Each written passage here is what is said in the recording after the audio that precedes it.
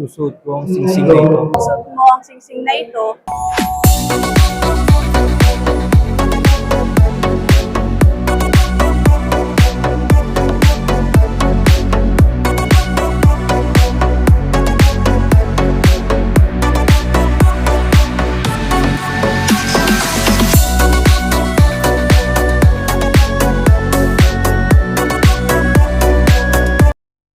Good morning, good morning, good morning, mga Dods. Opo, taon-taon po. Every February 14 po namin na ginaganap ang kasalang bayan. 25 magsing irog ngayon ikakasal sa araw ng mga puso. Ang kasalang bayan po ay taon-taon na ginagawa ng Local Civil Registry Office. February 14, araw ng mga puso. Sasaksihan natin ang malaking magaganap na kasalang bayan. Mag-subscribe muna kayo sa aking channel para kayo updated sa aking mga vlogs. At malaking tulong yan sa aming mga content creator. Halika kayo, samahan nyo ako at ating saksihan. Holy moly, moly, moly. Mayor, may itatanong lang po ako sa inyo. Ito po ba yung kasalang bayan? Taon-taon po natin ginagawa dito sa ating bayan. Opo, taon-taon po. Every February 14 po namin na ginaganap ang kasalang bayan. At talaga pong naitapat namin yung para sa araw ng mga puso at sa araw ng nagmamahalan at tama-tama po sa mga kinakasal natin. So sa ating mga bagong kasal, sana yung simula sa araw na ito na kasal nila, hanggang sa sila ay magsama, magkaanak, magkaapo, ay panatiliin nilang ang kanilang pagmamahalan ay buo at una ay ang Panginoon ang kanilang tingnan para na sa ganun ay laging gabay sa kanilang pamilya at sa kanilang binuong pamilya. Maraming salamat po, Mayor. Ito po ay programa namin, katulong ng aming punong bayan para po maglingkod ng libreng kasalan. Lalong-lalo na po sa ating mga indigent na kababayan. Ang layunin po namin ay hindi maging hadlang yung kakulangang pinansyal para po sila ay makapagpakasal. Siguro mahigit na pong 10 taon na ginagawa namin itong kasalang bayan namin. Opo, sobra pong successful dahil po yung mga nakaraang taon ay umaabot po kami ng 100 couples na sinosolemnize ng aming punong bayan. Pero po ngayon ay nagiging pakaunti ng pakaunti yung mga naikakasal ni Mayor. Ibig pong sabihin, nasa-saturate na po namin yung mga kababayan namin na hindi pakasal. At ito rin po ay bunga rin ng kanyang regular na civil wedding na ginagawa namin every Thursday sa kanyang opisina. Ang mensahe ko po sa mga bagong kasal po ngayon ay nagpapasalamat po kami dahil tumutugon po kayo doon sa inyong responsibilidad bilang mga magulang na maging marital children na yung status ng inyong mga anak. Dahil alam po namin na marami sa kanila yung mga nagsasama na may mga anak na at hindi po nabibiyayaan ng kasal. So ngayon po ay magiging legitimate children na yung kanilang mga naging anak. Sa ating mga distinguished guests, sponsors, families, friends, at syempre sa ating mga bidang ngayong araw, ang ating beautiful couples. At this very moment, we are about to witness one of the most exciting, heartwarming parts of our program, ang grand entrance ng ating mga newly wedded couples. Kaya naman ihanda na po natin ang ating mga palad, smiles at cheers para sa kanila.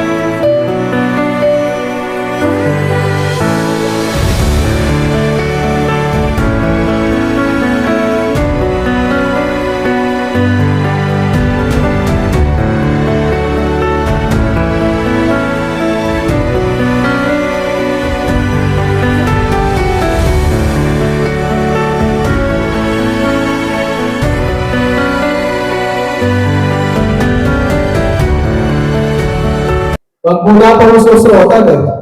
Bali, mga lalaki, hawakan po muna ang singsing para sa babae. Yung po aming sasabihin ay ulitin po ninyo bago nyo suot ang singsing. Nakasama mo. Ano po? Isuot ko ang singsing na ito Susuot ko ang singsing na ito bilang tanda ng aming walang katapusang pag-ibig. bilang tandaan sa ng aking pag-ibig. Walang katapusang pag-ibig. Walang At katapatan sa inyo at katapatan sa iyo ngayon at napakailanman. ngayon at magpakailanman. Okay, ganun ang isuot.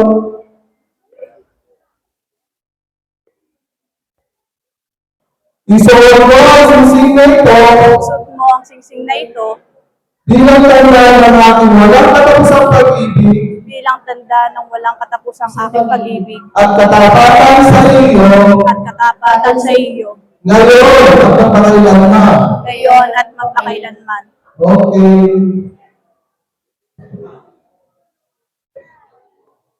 Namuna kayo ay mag-asawa na.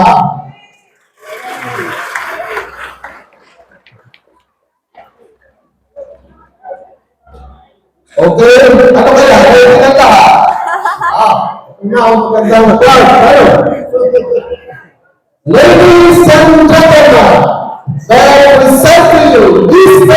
Business.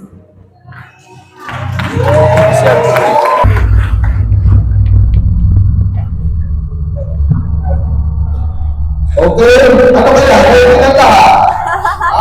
Una ako magandang tayo.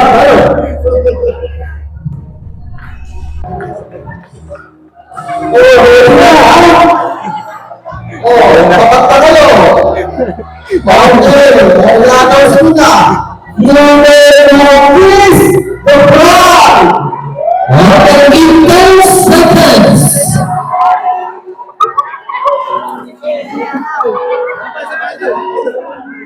Ten, nine, 8, 7, 6, 5, 4, 3, 2, 1. Congratulations! Iwan. Kumalat lipstick ko. Hindi.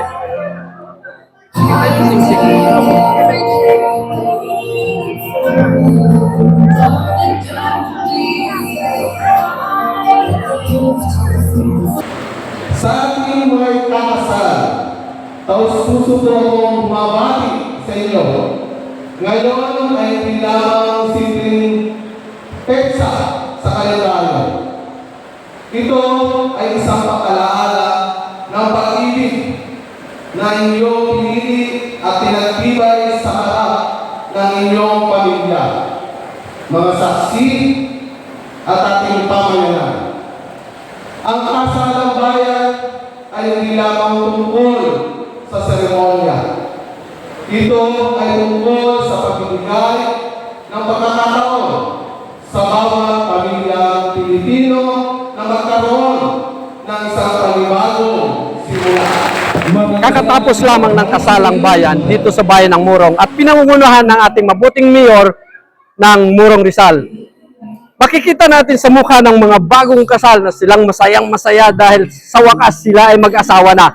At habang pinipirmahan ni Mayor ang kanilang marriage contract, makikita mo talagang hindi mabilang yung kanilang mga ngiti. Tara, panoorin natin kung gaano kasaya ang bawat isa na kinakasal. Ako po si Dolores Pabia. Ako si Luis Pabia. Ako po si Julito Dungon. Roland O.G. Bonifacio. Marlina Lapura, mas kilala sa pangalang Ningning. Bilang magulang po ni Mabel na inaano ko po sa kanila yung may konti silang alitan, kailangan pag-usapan po para maging matatag. Kasi po, alam po natin sa lahat po ng panahon, dumadaan po ang mga pagsubok. Isa po ako sa mga ninong na Si Mabel Pabia, simula po nung binyag hanggang ngayon kasal, kinuha po ako ninang. Tatay po ni Anthony Fernandez Dungon. Katulad ng mga ordinaryong pamilya, inubog namin siya sa mga magagandang aral, nilala sa Panginoon, at maging masunuring bata habang lumalaki.